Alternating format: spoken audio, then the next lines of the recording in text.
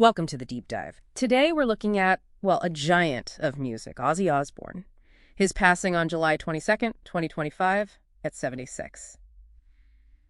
It really feels like the end of an era, doesn't it? It really does, a monumental figure. And we've gone through quite a bit of material trying to bring you some, surprising insights into the Prince of Darkness. Right. Our mission here really is to unpack that duality you mentioned, the heavy metal pioneer, but also the achingly relatable TV dad and family man. It's quite the contrast. Exactly. And that's what we want to explore for you, how those personal struggles, that incredible resilience, how it all shaped this legacy that just feels immortal.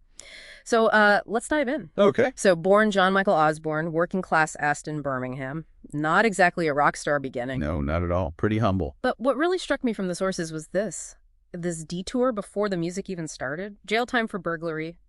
Right before Black Sabbath. That seems like more than just a footnote. Oh, absolutely. It's pivotal. Our sources paint it as less about the time in jail and more about the sheer shock of it hitting him. A wake-up call. A massive one, yeah.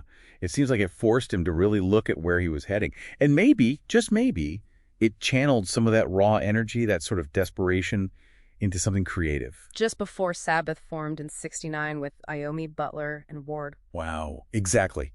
Talk about timing. So rock bottom to rock Genesis. Yeah. And that first album in 1970, it just exploded onto the scene, that thunderous, sinister sound. It really did. And what's interesting is that coarse musicianship, as some called it, that raw edge and the occult stuff, well, critics hated it. Radio wouldn't touch it. Shunned by the mainstream. Totally. But they just toured constantly, nonstop. And that turned them into stars. That's where the whole Prince of Darkness thing really took off. And influenced everyone from Metallica to Nirvana, right? Well, undeniably. Their impact was just huge, foundational.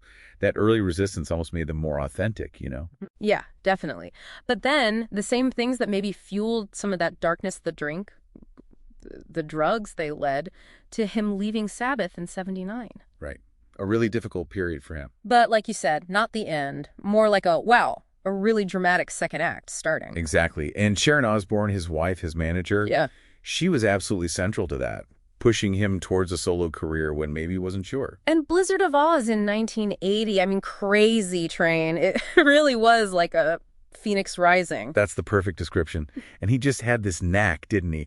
Reinventing himself, but somehow staying Ozzy. Right. Bringing in incredible guitarists like Randy Rhoads, finding new sounds. And then came the curveball nobody expected, the Osbournes on MTV. Early 2000s. Yeah, and later, Ozzy and Jack's World Detour. Who saw reality TV coming? Right. But it somehow worked. It made him human. Why do you think that honesty, that sort of unvarnished authenticity resonated so much, showing all the struggles, the addiction, everything? I think it was just real. In his memoir, too, I Am Ozzy, a bestseller. Okay, by the way, he didn't hide anything. Addiction, mental health, messing up. Made him relatable. Achingly relatable, yeah. Suddenly, he wasn't this distant rock god. He was this guy, this dad, stumbling through life, being brutally honest about it. And for fans maybe struggling themselves, that connection, it was powerful. A beacon, like you said. It really was. And that honesty continued right into his final chapter, facing those huge health battles. The Parkinson's diagnosis back in '03, though he only revealed it publicly in 2020. Yeah, PRC2, a rare form. And then that awful fall in 2019. Aggravating the old ATV accident injuries, right? Leading to multiple spinal surgeries, debilitating pain. 7 surgeries. It's hard to even comprehend. And by February 2025, he admitted he couldn't walk anymore. Just devastating. But even then, that determination, saying, for all my complaining, I'm still alive, and vowing to do that one last Black Sabbath show. Which he did. Yeah. In Birmingham, May 2025. Just incredible willpower. And then passing away just weeks later. A real testament to his drive, right to the very end. Absolutely. And it's worth noting, while his death was linked to that long, tough battle with Parkinson's, the disease itself isn't typically fatal. Often, it's complications. Like aspiration pneumonia, the sources mention, accounts for maybe 70% of deaths in Parkinson's patients. Exactly. That's often the challenge. Our public reaction was immense. That funeral cortege in Birmingham, thousands chanting his name. Ozzy, Ozzy, Ozzy. Yeah, showering the hearse with flowers. Just showed the depth of feeling. And the family tributes. So personal. Amy's bat brooch, Kelly's purple sunglasses, Sharon with his wedding ring. Really symbolic moments. It highlighted that deep personal connection he made, not just with fans, but obviously within his family. So, wrapping this up for you, Ozzy Osbourne's impact.